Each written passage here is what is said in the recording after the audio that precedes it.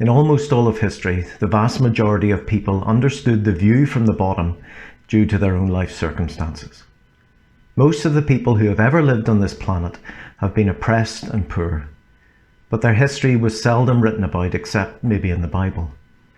Only in modern times and wealthy countries do we find the strange phenomenon of the masses of people having an establishment mentality.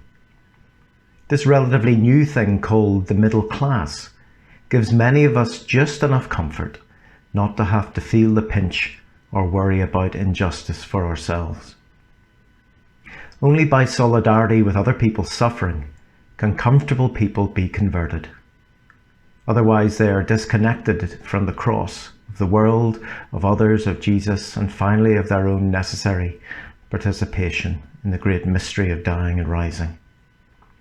Most of us in the Northern Hemisphere have a view from the top, even though we are nowhere near the top ourselves.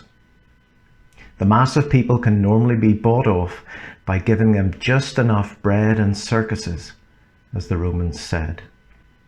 In the New Testament, we clearly see that it's mostly the lame, the poor, the blind, the prostitutes, the drunkards, the tax collectors, the sinners, those on the bottom and on the outside, that really hear Jesus' teaching and get the point and respond to him.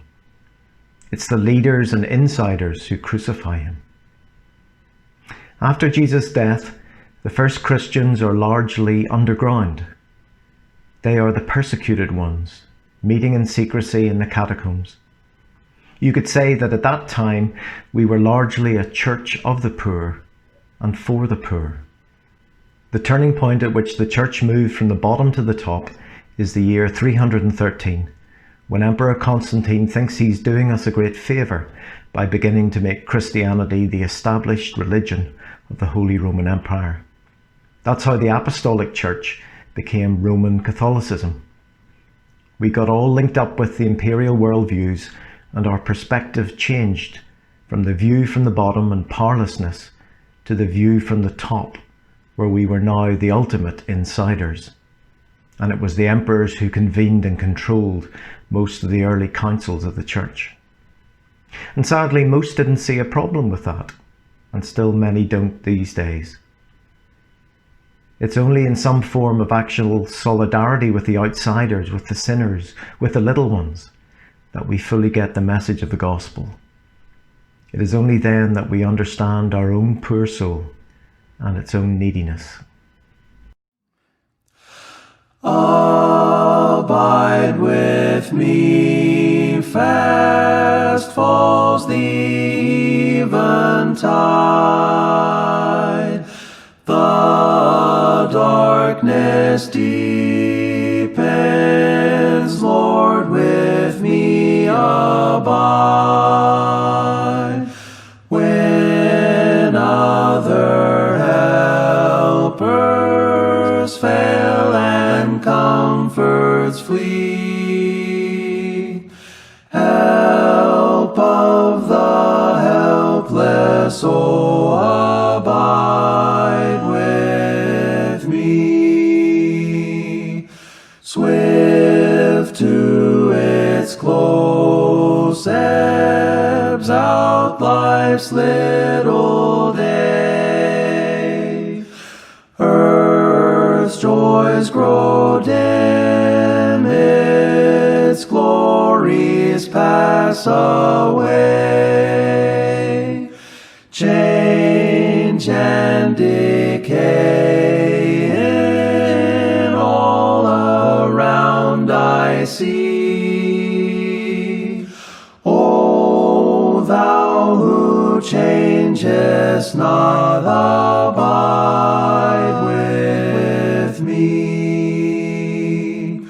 I need thy presence every passing hour.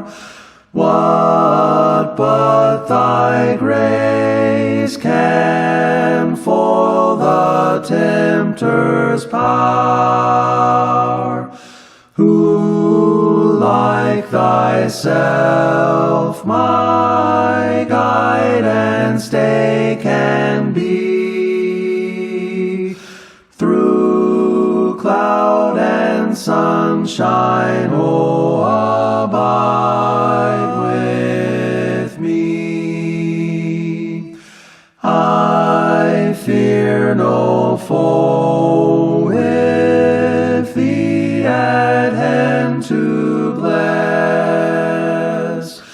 Ills have no weight and tears no bitterness.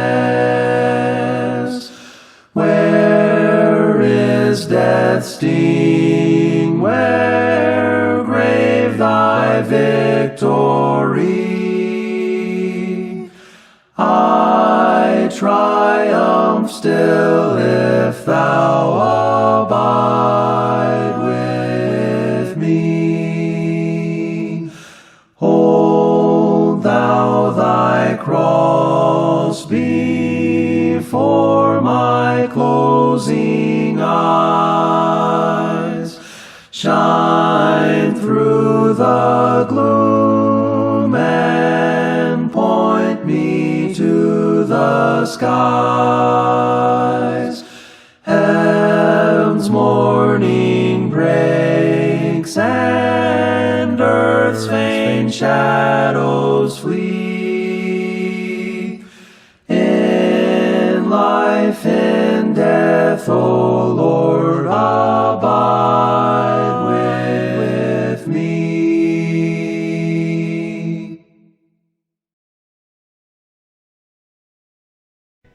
You ask a lot of me, O God. How can I love my enemies, those who seek to make my life a misery? That's simply too much to ask.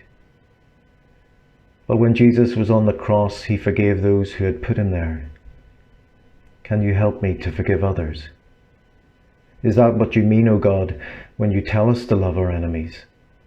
To have that something in our hearts that enables us to forgive as you forgave? I struggle with this, but I think I know what you mean. I can't do it alone though. Be with me in this. O God, I pray for all those I've hurt, those whom I could have helped but didn't.